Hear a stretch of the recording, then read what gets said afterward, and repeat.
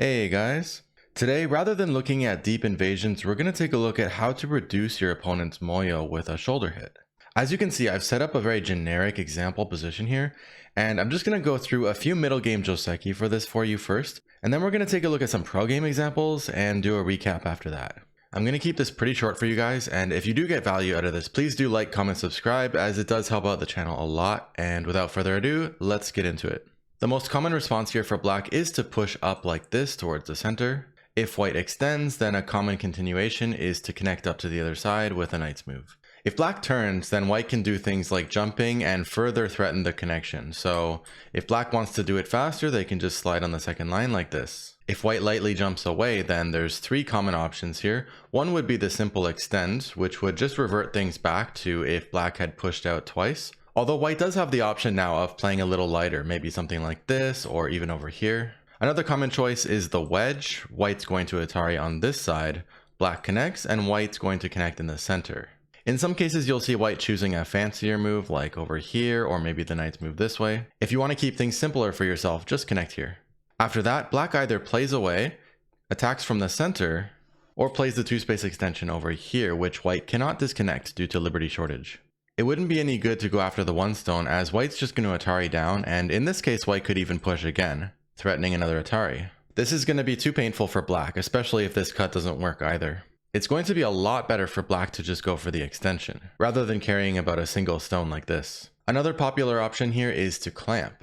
The way this works is that if white does go down, black would have the option to cut, or even just go down one more time. If white insists on disconnecting black, then black will cut, and unless white has some support around, this white's going to get captured. For example, Atari, and even if white pushes out, black can just jump here. Even if white extends, black can just play a bamboo or some kind of safety move, and white's not going to be able to make two eyes up there.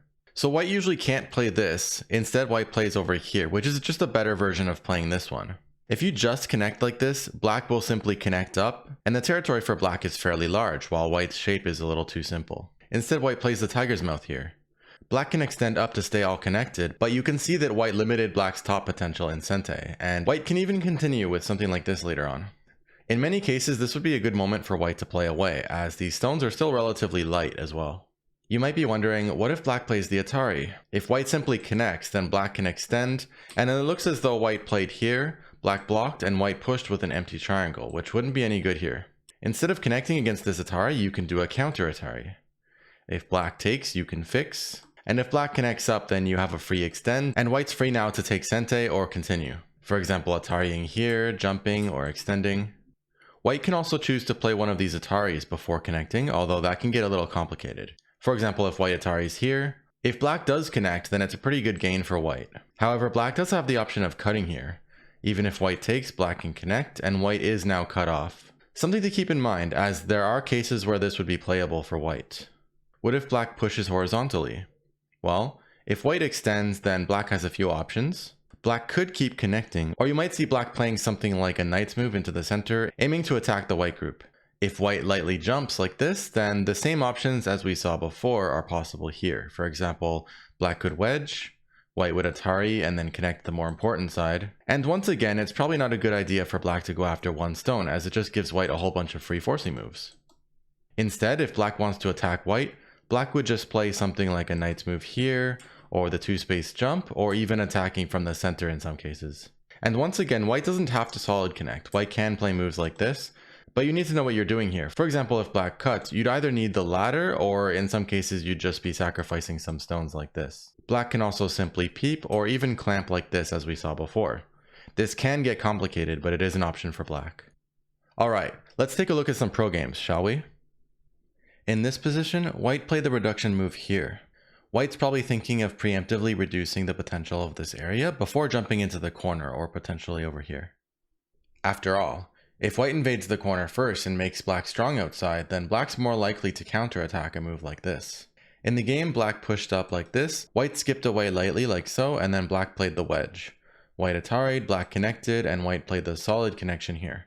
Black continued with the two-space extension here, which is actually connected due to white's liberty shortage here. At this point, white still has chances to invade the corner or the side over here. In this game, again, black went for the reduction here. White pushed up again, and black jumped again. This time, instead of playing the wedge, white played the clamping move. After this, both players played away for a while, and then eventually black came back to this move, and white responded with the descend. By continuing in this simple way, white was able to keep all the territory connected. In this scenario, white decided to take action on the right side, reducing it before it got out of control. Once again, we see black pushing up toward the center like this, but this time instead of jumping away, white played the extend.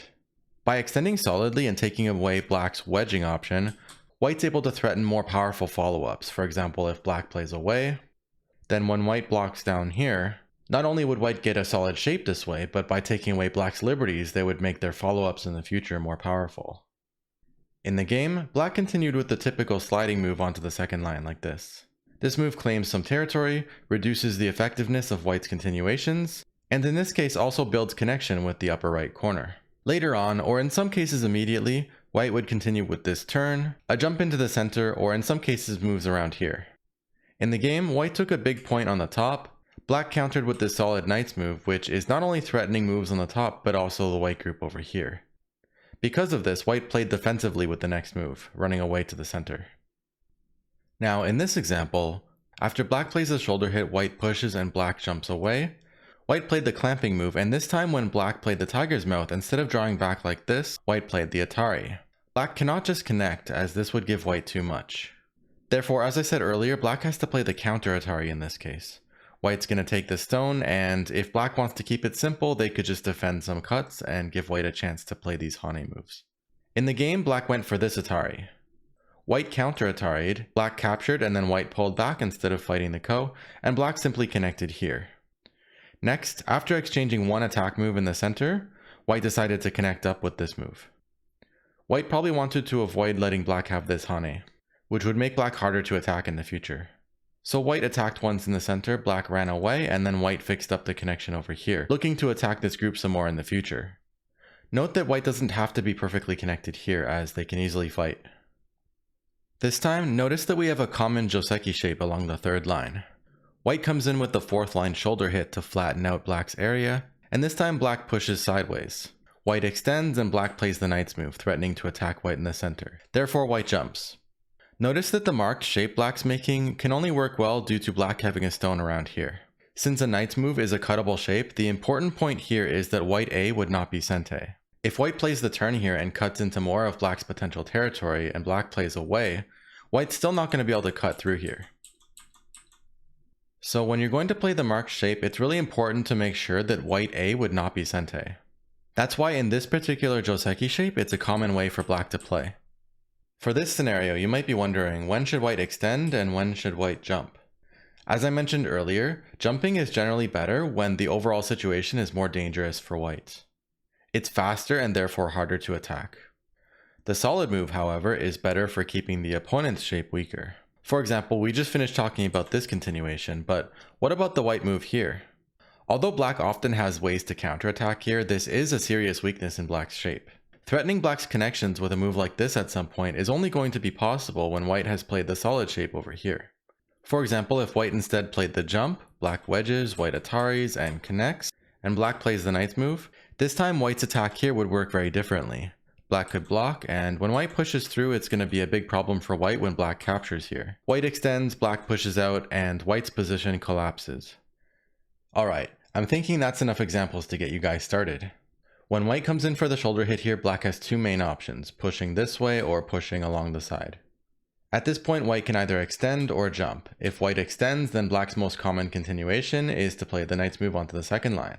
In some cases, black may consider to push more. You might also consider then playing a knight's move to keep up the attack. Otherwise, something like this locally would still be pretty normal. If white jumps, then black can either peep, wedge, or clamp. If black wedges, white Ataris on the right, black connects, white connects in the center, and then black either plays away, extends like this, or in some cases attacks in the center some more like that. If white makes the mistake of connecting inside somewhere like this, then black simply cuts. If black clamps, then white usually plays the tiger's mouth. If black responds with the simple descend to connect everything up, then white can play away. If black Ataris, then white counter Ataris. Black captures, and then the simplest thing white can do is just to play a connect. The Ataris are possible, but highly risky.